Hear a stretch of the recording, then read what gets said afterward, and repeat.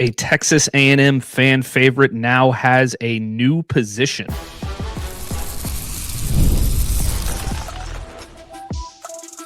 You are Locked On Aggies, your daily podcast on the Texas A&M Aggies, part of the Locked On Podcast Network, your team every day.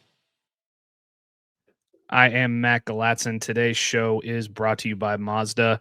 Like our players, we're driven by the details. Highlights make the reel, but the work behind them makes it count. Stay tuned for this week's Moving the Game Forward, the all-new Mazda CX-5. More to move every side of you. Today, we are going to talk one thing that Holomon Wiggins has to fix for this Texas A&M offense.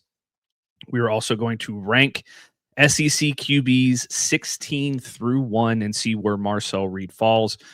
But first, we have a new position for a fan favorite Texas A&M Aggie. I am joined by Harrison Reno. And Harrison, Bryce Anderson entered the transfer portal at one point, or at least declared his intention to enter the transfer portal at one point, eventually returning to Texas A&M upon, Mike Elko hiring Lyle Hemphill from within to be the defensive coordinator. And when that happened, we were like, okay, now Texas A&M has four veteran safeties that they can rely on in 2026. But according to Hemphill during his meeting with the media last week, it appears that Bryce Anderson is actually going to change positions. According to Hemphill, Bryce Anderson is going to give his best at the nickel spot, it's incredibly interesting to me. He said, we have a need there. We've got plenty of safeties, and we think he can be good there. I think it fits his skill set. He has done a nice job so far. He also said it helps a lot about his experience as a slot defender. It's helped a lot in some of his man-to-man techniques, playing the zones, and he has a real comfort with the defense, so it's not a huge jump for him. And Harrison, I think that's interesting because we've been spending a lot of this offseason talking about Jordan Shaw in that position. We've been talking about Tawfiq Byard in that position. And now if it ends up being Anderson, then that kind of gives us an idea of what the rest of the secondary could shake out like. Yeah, first off, amazing setup there, Matt.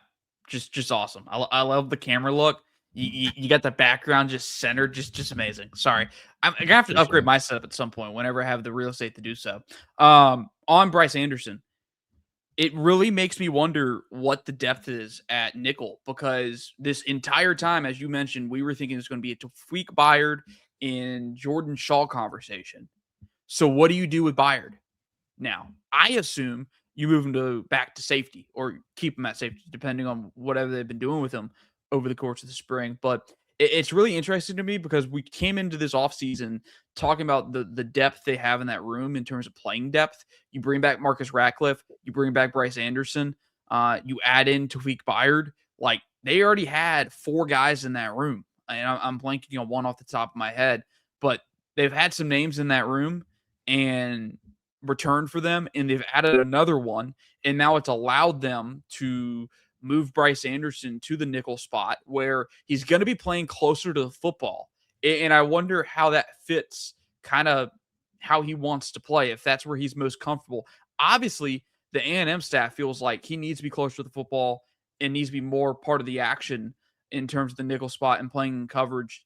That seemingly is where they find him most comfortable and most productive. My question, Matt, is what does this mean for the transfer Jordan Shaw to Washington? Like, they brought him in last year, didn't really play much. We didn't see as much of him.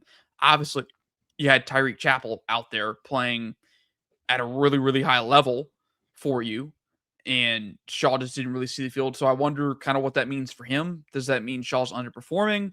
Does that mean Bryce Anderson is just becoming one of your best 11 players on defense and you just have to get him on the field?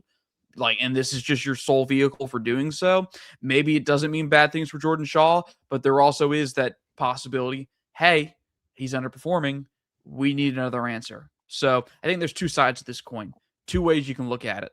But I think if you're looking at the secondary as a whole, I think maybe this fills in a gap and a question mark for you, because we've already talked about the outside corner spot. You feel really good about Des Ricks. is going to play up to the potential. He played up to the potential last year, and he looks like he's maybe potentially going to fulfill kind of that 5-star rating he had coming out of high school.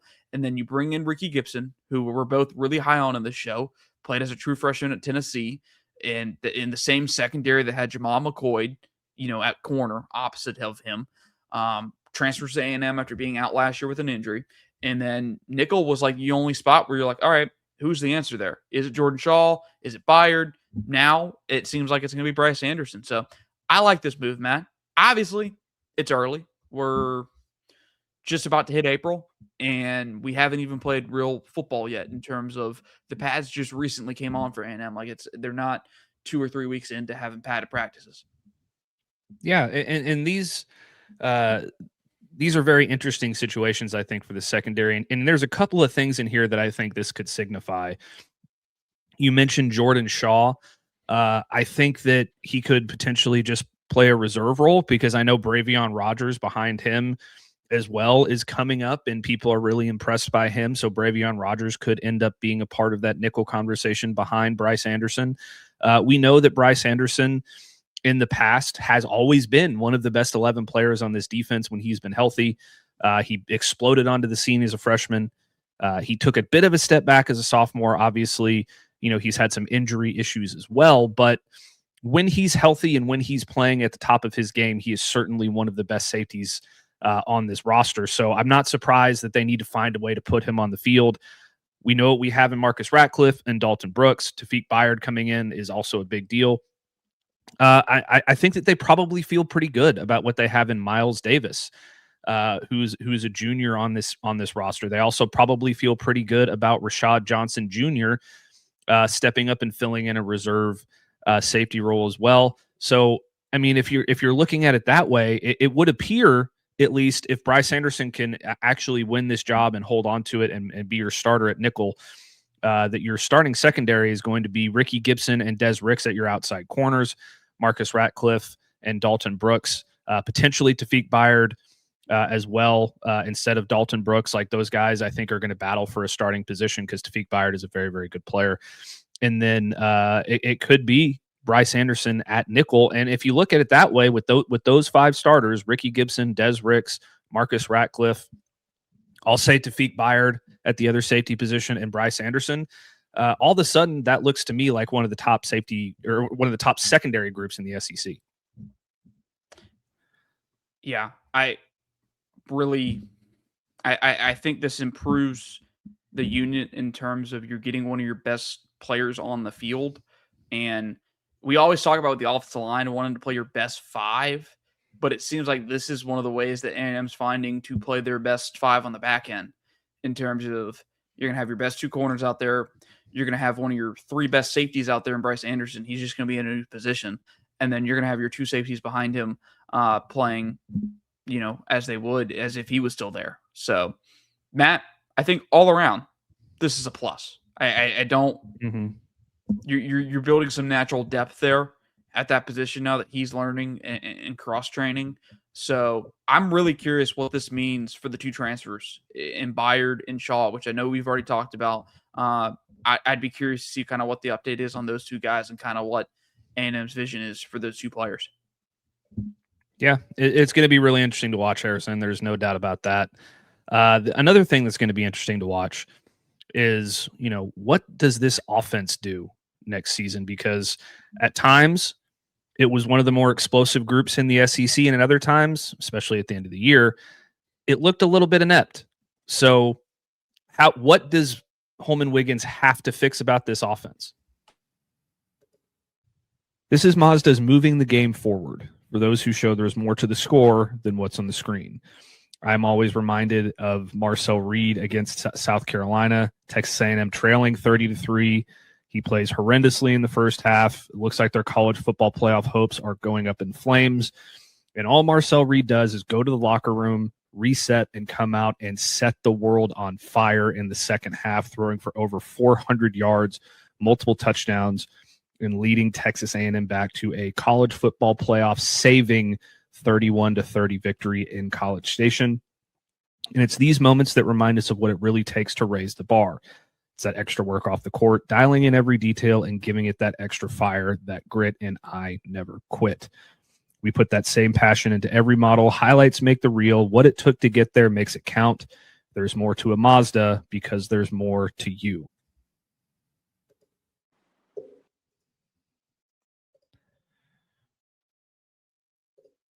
Welcome to the 5-Hour Energy Flavor Draft with 18 different flavors to choose from, including new options like Confetti Craze, Fruity Rainbow, or Cotton Candy. There's something for everyone.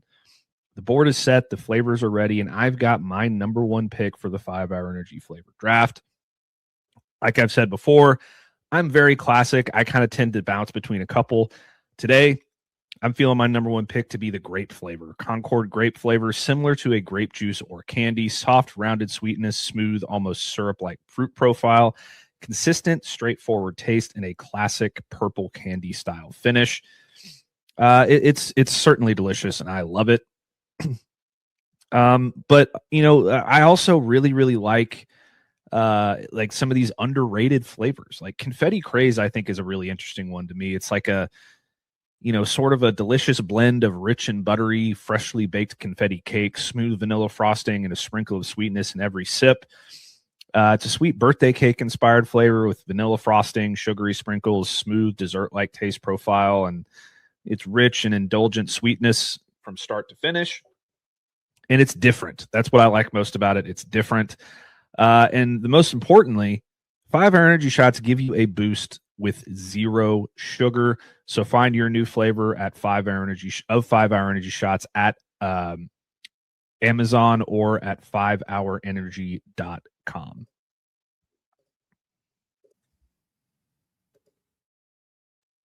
Just a quick shout out to our loyal listeners real quick, Harrison. Get your first month of the Everydayer Club for free when you use code MARCH.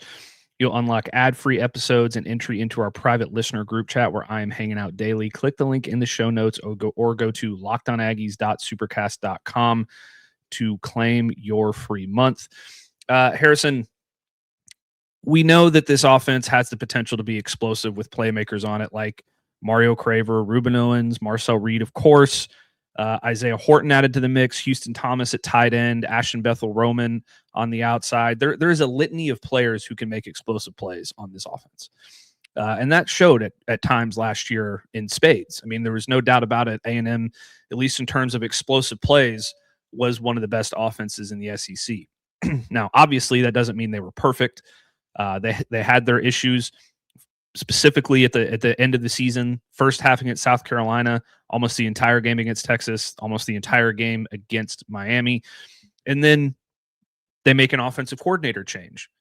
You lose your offensive coordinator to a head coaching job. You hire Holomon Wiggins from within. You promote him from wide receivers coach to offensive coordinator. First time calling plays for any team, especially an SEC team. So that's a little daunting, but it does give you a little bit of hope that he's going to be able to put his own brand and his own DNA into this offense and fix a few things that went wrong last season. We have each picked one thing that we believe Texas A&M needs to fix about this offense. And I'm going to go first here, Harrison. For me, I think it's turnovers. I think it's Marcel Reed fixing his turnover issue. Last year, he had 14 interceptions. He had 12 interceptions. He had 14 turnovers, 4 fumbles, 2 of them were lost, so 14 total turnovers, and a good portion of those came at the end of the year. He got a little bit of happy feet. His decision making really dropped, and he had multiple games with multiple interceptions as well. If you look at his game log, he had 2 against LSU, he had 2 against South Carolina, and he had 2 against Texas and Miami, respectively. So really, once it turned from mid-October to late October and on, he was turning the ball over quite a lot. In fact, he did not turn the ball over through the air against Missouri or against Samford, but in the other 4 games, he really had his issues throwing the football and keeping the ball safe. They absolutely have to get that fixed, and if Holomon Wiggins can do that, I think this offense can hum along quite nicely. Yeah, can't have some of those turnovers in some of those high-profile spots. Obviously, you think about the one at the end of the game versus Miami in the end zone, like, wasn't the last chance. If I remember, it was an early down that he threw that pick, which, when the game's on the line and it's a game-winning drive like that or a potential game-winning drive like that, you got to just throw it away. You got to just throw it away, or you just got to eat it. You can't turn the ball over and not give your team a chance to go win it late in that game. And that's going to eat at him. I'm sure it has ate at him this entire offseason, and he's probably well aware of that. I'm with you, Matt. You got to cut down on the turnovers most of all. Can't have those. Those are deadly for an offense, and really put your defense in some very unadvantageous spots, and puts you in between a rock and a hard place at times. Marcel Reed definitely got to be better with the football. I think being more, not just turnovers, but being more efficient. Can we not have so many games where we're struggling to have an above 60% completion percentage? Can we be a little bit more accurate in some areas and kind of deliver on some of the easier throws that you need to make? Would be something I think I would add to kind of your improvement for Holomon Wiggins. And I guess my question is, Matt, it's like, how much of that can Holomon Wiggins help with? Like, obviously he's the coordinator, so he's going to be calling the shots. Maybe this is more so, I guess, a quarterback coach thing to work on with Marcel. I guess to add off through that, and we kind of workshop this map pre-show. I know we mentioned it, so I'll bring it up here.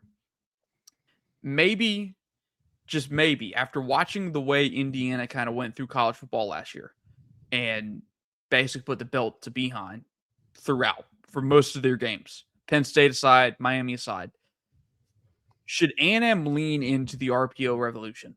Everyone runs RPOs. There's really not an offense in America, unless you're running the Trevor option, that doesn't have an RPO. But Indiana was among the nation's best in the RPO game. Fernando Mendoza wasn't out here dropping into the gun, doing full field reads the entire time. Like, there was a lot of RPOs. And I know we've talked about that early on in Marcel Reed's career. They were very RPO heavy. Maybe can you go back to that? Is that the best way to maximize the skill sets you have in your roster? A&M has some weapons. You have Isaiah Horton. You have Mario Craver. Heck, you even have Terry Bussey. You have Reuben Owens in the backfield.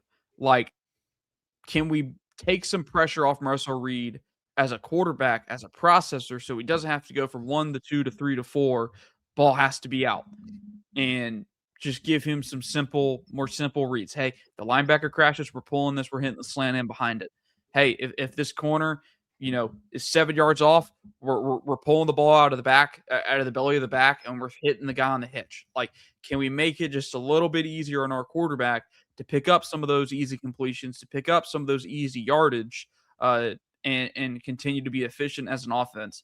Matt, the one thing I have with this, and this would be the main thing that would be an issue. There's two things in an RPO offense that makes it really difficult to be good at offensively if you're trying to run the RPOs. Number one, you have to be really good in the trenches. We saw what happened at Auburn last year. They're trying to run an RPO-based offense out of Hugh Freeze, and they have one of the SEC's worst offensive lines. You know what it resulted in? A ton of sacks and some bad quarterback play. A&M loses pretty much its entire offensive line from last year. Are they going to be able to improve? Are they going to be strong enough, not only in the run game, but also in pass protection, to run this system? The RPO does put some stress on you as an offensive line in terms of you don't know on any given play whether the ball is being pulled or not until you see that ball in the air. Two, your quarterback needs to be a really solid decision maker in terms of he has to be confident in those reads. It's very quick. It happens very quick. And if you're not confident and you hesitate, it can punish you, obviously, in terms of turnovers, i.e. Jackson Arnold. So I don't know, Matt. Just pondering that. It seems like so much of college football is RPOs now, whether it's on, RPOs. Like, think about Georgia ran a crap ton of screens last year and a very college-based offense.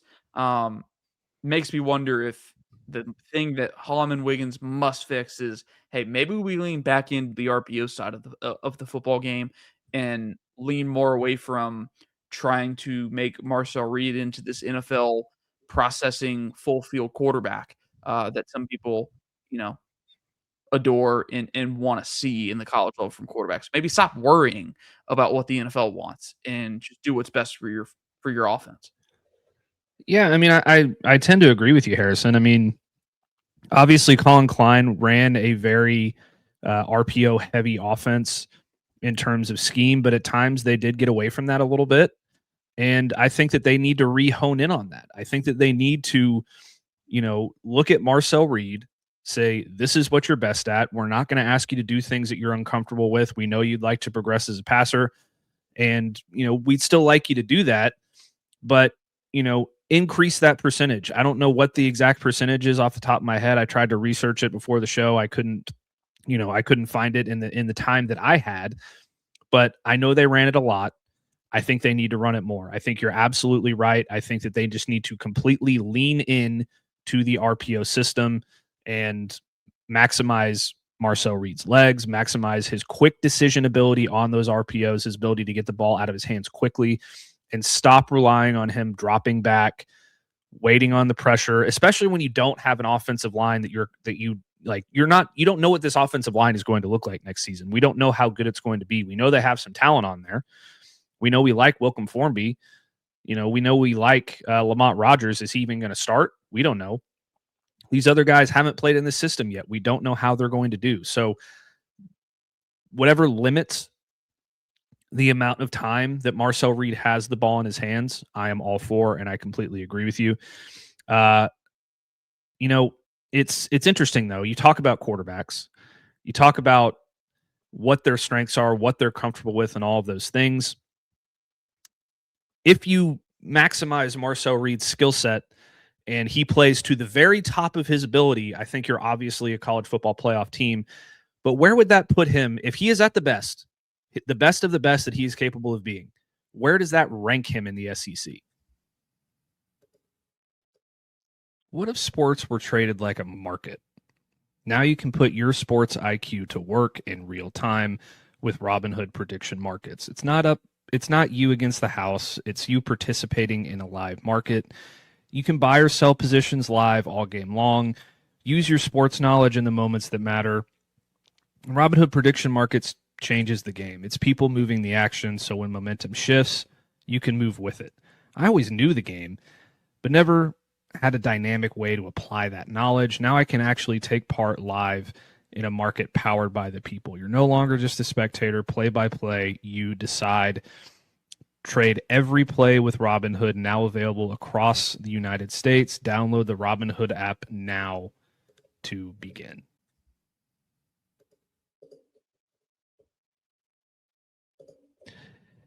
This episode is sponsored by Supply House. You wouldn't show up on game day without a plan, and you wouldn't show up to a job without the right parts. That's why putting Supply House in your starting lineup is always the right call.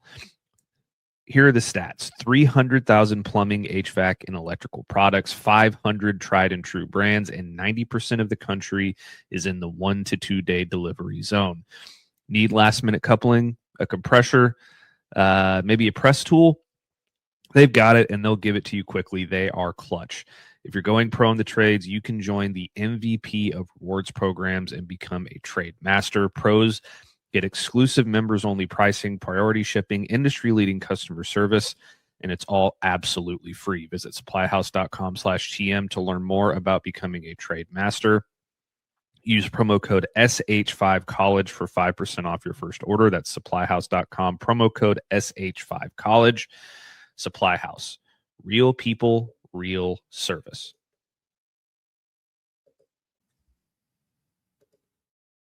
All right, Harrison, it is time to find out where Marcel Reed ranks in terms of all 16 SEC quarterbacks as we are in spring football. Obviously, this is a way too early list. Things could change throughout the offseason. Things could change throughout the fall. This is our way too early spring list of the top 16 quarterbacks in the conference. And obviously, we're not going to go through all 16 and break them down extensively. We'll probably do that for the top 10, definitely for the top 5. But I'm going to run 16 to 10 real quick, or 16 to 11, I guess, real quick, Harrison, and give you my picks there, and you can give me your thoughts. Number 16, I have Jared Curtis, true freshman at Vanderbilt. I know you love your doors, but we don't know what he's going to be yet until we see him on the field. I can't really put him above anybody else. I know he's got all the talent in the world. We've seen other quarterbacks with all the talent in the world come out and not perform well as a true freshman. So that's just where he's going to have to sit for right now. Number 15, I have KJ Jackson from Arkansas. I mean, Arkansas's quarterback situation is going to be a mess. I don't know. So we'll just say whatever. Arkansas is going to be at the bottom of the list somewhere, no matter what. At number 14, I have Kamario Taylor from Mississippi State. I know that he has a ton of talent. He needs to be consistent, and he needs to be able to put together, 12 consistent good games before I can put him any higher on this list. He's got all the tools in the world, but he needs to be consistent. Number 13, I have George McIntyre from Tennessee.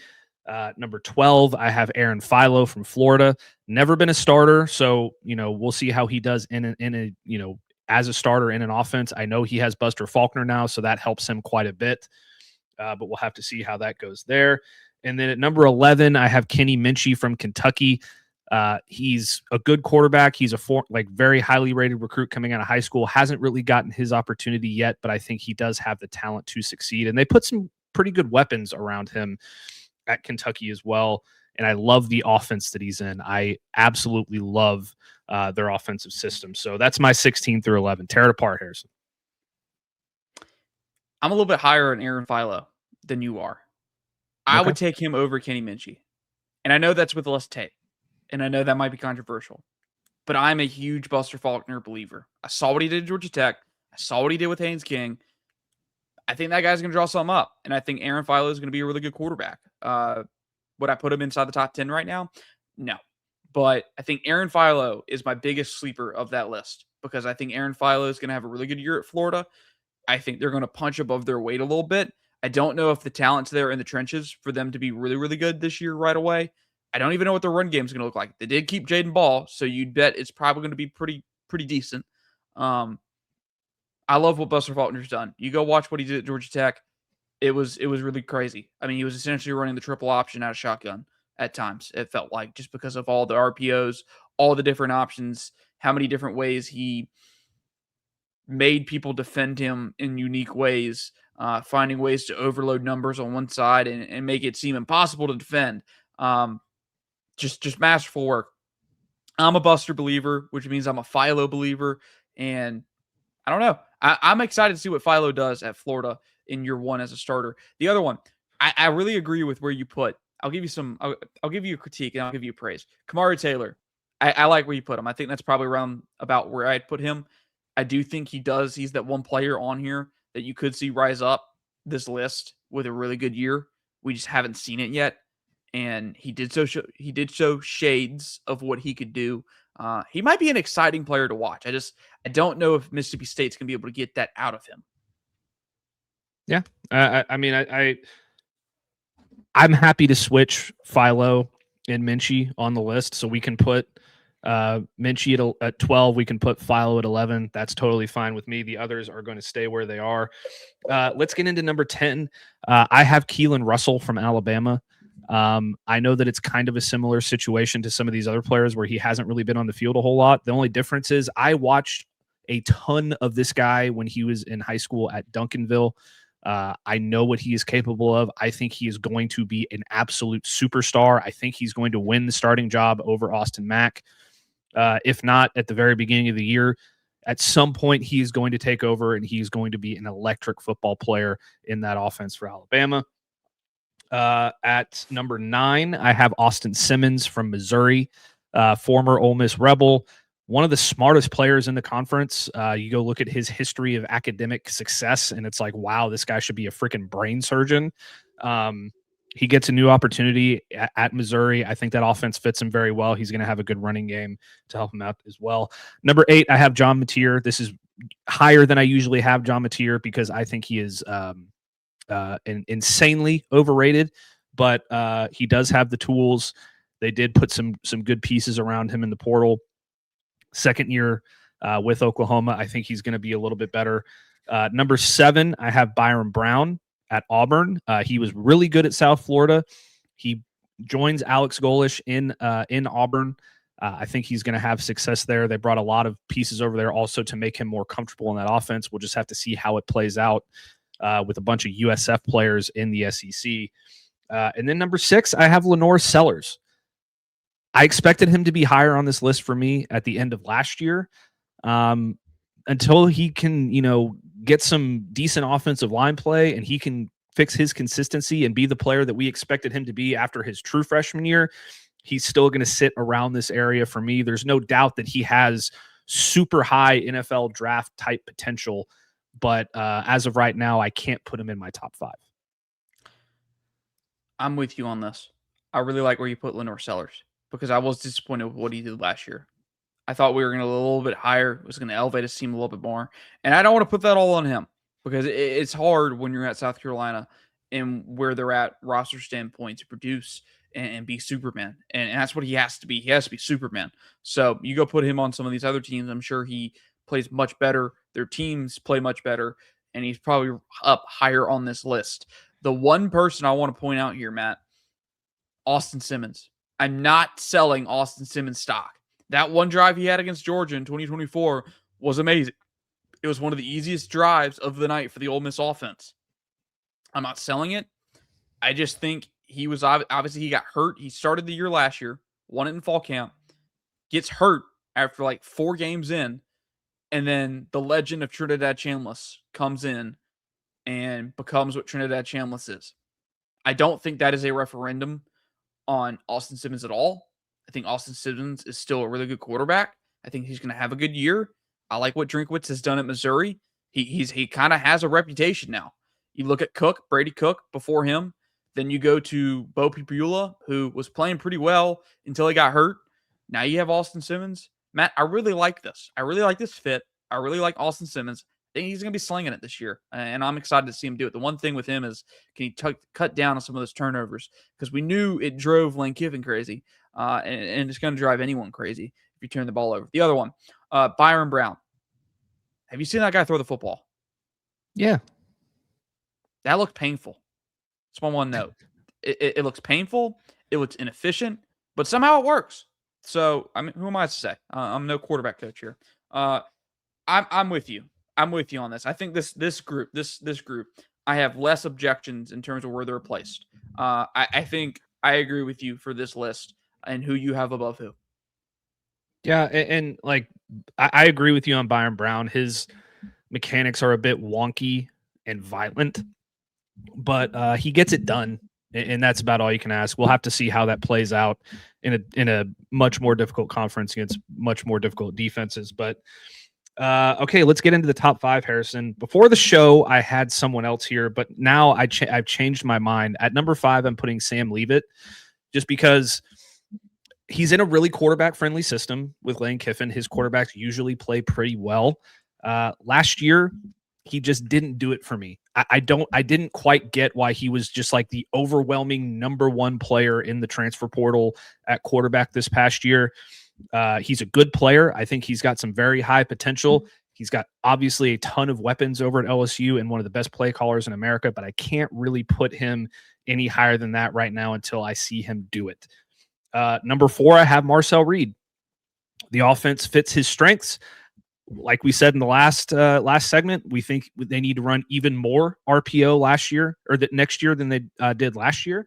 And if they do that, I think he'll be successful. They gave him another weapon, a big-bodied ex-wide receiver out there on the edge that's really going to help him out. They have some running backs. They rebuilt the offensive line. We'll have to see how that all plays out. But, if he hits the ground running, then he's going to be a top 5 SEC quarterback. He was a Heisman contender at one point last year, and you cannot forget that. Number 3, I have Arch Manning from Texas. I debated putting him at number 2, but Gunnar Stockton is just a winner.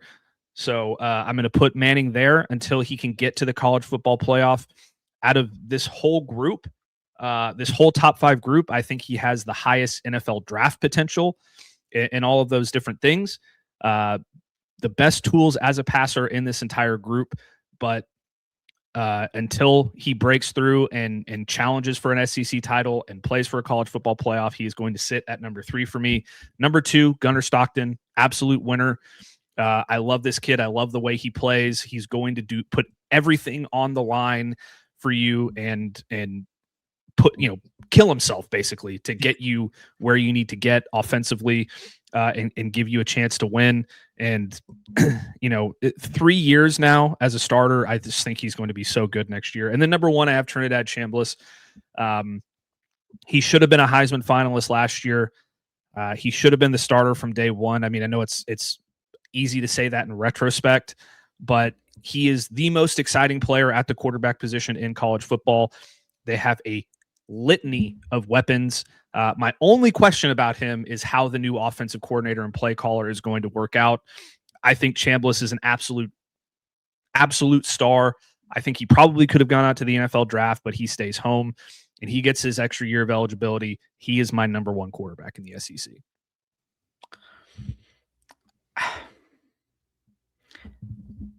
This is going to be a hot take. What if the first quarterback off the board next year is not named Manning?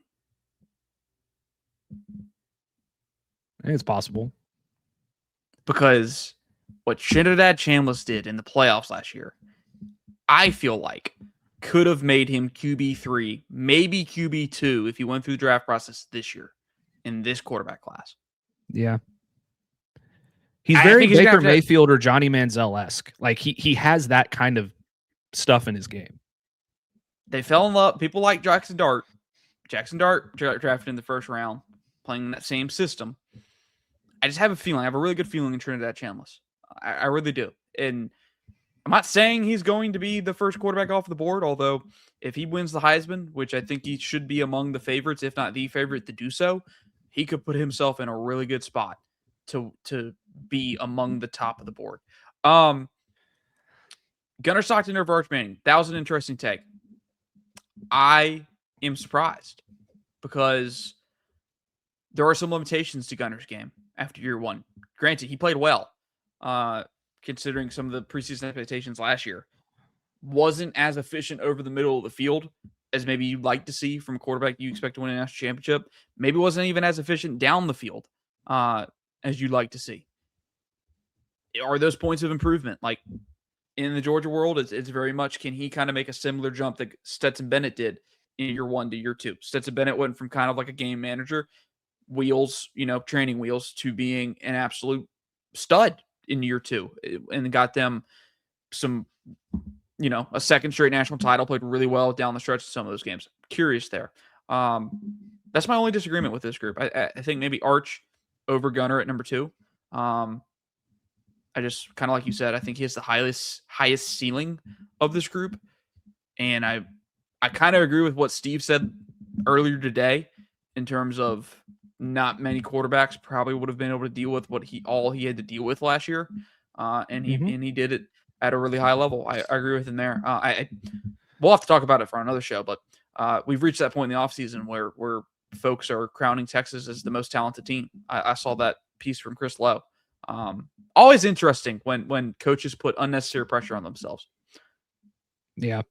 Well, here's my thing about Arch and about this whole list. There are 4 quarterbacks on this list. There are 4 quarterbacks on this list who have made a college football playoff. John Mateer, Marcel Reed, Gunnar Stockton, and Trinidad Chambliss. There is one quarterback on this list that has played for an SEC championship and has won an SEC championship, and that's Gunnar Stockton. That is where I put him above Arch Manning, just because he's accomplished more on the field so far, talent-wise, skill set-wise. Arch Manning has the edge on Gunnar Stockton. I mean, Gunnar Stockton looks like he should be selling insurance or a quarterback coach for a D3 school or something. Like, he just doesn't have the look of a quarterback. So that is my list. I'm going to keep Stockton 2. I'm going to keep Manning 3. And Marcel Reed, being the next in line after those three on my list, I think shows you exactly what I think about his potential as a quarterback. I think he can be absolutely outstanding and absolutely give Texas A&M a chance to win a national championship. But just to recap my list real quick, I have Jared Curtis from Vanderbilt, number 16, KJ Jackson from Arkansas, number 15, Kamario Taylor from Mississippi State at 14, George McIntyre from Tennessee at 13, Kenny Minchie from Kentucky at 12, Aaron Philo from Florida at 11, Keelan Russell from Alabama at 10, Austin Simmons from Missouri at 9, John Mateer from Oklahoma at 8, Byron Brown from Auburn at 7, Lenora Sellers from South Carolina at 6, Sam Leavitt from LSU at 5, Marcel Reed from Texas A&M at number 4, Arch Manning from Texas at number 3, Gunnar Stockton from Georgia at number 2, and Trinidad Chambliss, number 1 from Ole Miss. Sound off in the comments. Do you agree with my list? Do you hate it? What is your list? Please let me know down below. I'm very, very interested to find out what you're thinking. But thank you for tuning in today to Locked On Aggies. Tomorrow we will be back to talk a little bit about an interesting conversation surrounding Mario Craver. We will also rank our SEC head coaches and more. So make sure you subscribe and follow Locked On Aggies to get all the latest episodes. We are on every major social media platform at Locked On Aggies. And if you never miss an episode, the Everydayer Club is built for you. Get Locked On Aggies ad-free, plus members-only Discord access and more. Head to lockedonaggies.supercast.com or check the link in the show notes to learn more about that. For those of you on video, we send you to the first ever 24/7 National Locked On Podcast Network YouTube channel. On audio, make sure your second listen is Locked On College Basketball, and we will see you tomorrow.